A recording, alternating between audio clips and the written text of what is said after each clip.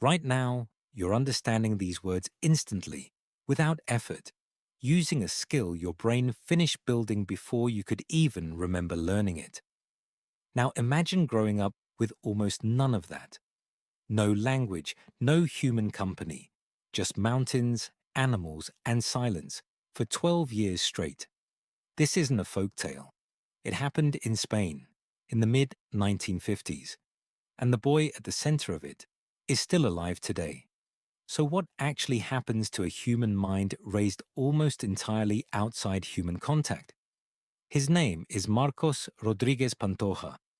In 1954, when Marcos was around 7 years old, his father, unable to care for him, sold him to a goat herd living in the remote Sierra Morena mountains.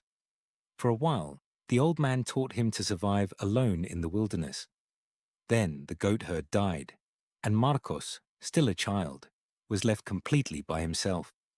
For the next 12 years, Marcos lived almost entirely without other people. He slept in caves, he ate roots, raw meat, and whatever the land provided. And according to his own later accounts, he formed close bonds with the wild animals around him, including wolves, who he said grew comfortable enough to sleep beside him and hunt near him without fear. In 1966, hunters found Marcos, now a teenager, and brought him back into human society. What happened next may be the most revealing part of his entire story. A Catalan anthropologist named Gabriel Janer Manila spent years afterward interviewing Marcos directly, documenting his account in extensive detail. Janer Manila's research described a young man who had almost completely lost human language. Marcos could no longer speak Spanish fluently. He struggled with basic social behavior that people take for granted: eye contact, sitting at a table, understanding personal space. He reportedly howled instead of speaking, and moved on all fours as easily as he walked upright. Why would over a decade of isolation cause language itself to nearly disappear? Part of the explanation connects to research on what's known as the critical period hypothesis, first formally proposed by linguist Eric Lenneberg in the 1960s. Lenneberg's research suggested the human brain has a narrow developmental window, roughly from early childhood through puberty, during which language acquisition happens almost automatically. Miss that window entirely, and the brain doesn't simply catch up later. The circuitry required becomes dramatically harder, sometimes impossible, to fully build. Marcos wasn't unintelligent. He was, by every account, resourceful enough to survive alone in raw wilderness as a child, a feat most adults couldn't manage. But the specific neural architecture for language, the kind you're using effortlessly right now, needed early human interaction to develop normally. Without it, that circuitry simply never fully formed.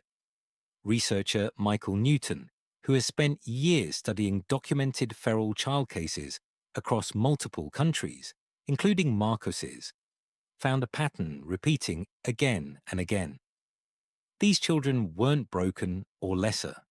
They were fully human minds, shaped by radically different input during the exact window when human minds are most impressionable.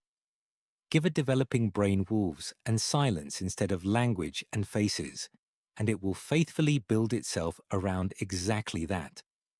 Decades later, even after extensive effort to reintegrate into society, Marcos has spoken publicly about never fully feeling at home among people. He's described human society as confusing and exhausting in ways the mountains never were, and has said he still occasionally longs for the simplicity of that isolated life. This reveals something uncomfortable about how much of what feels like your core personality was actually built by circumstance you never chose. The language you're using right now, the instinct to make eye contact, the comfort you feel sitting in a room with other people, none of that was inevitable.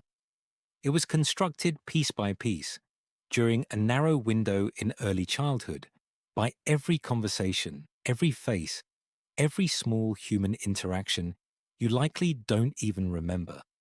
You didn't choose to become fluent in your native language. You were simply exposed to it at exactly the right moment, and your brain, doing precisely what brains do, built itself accordingly. Marcos's mountains just happened to build something else instead. So the next time language comes effortlessly, without a single conscious thought behind it, remember how narrow that window really was, and how easily, in a different mountain, in a different childhood, it might never have opened at all.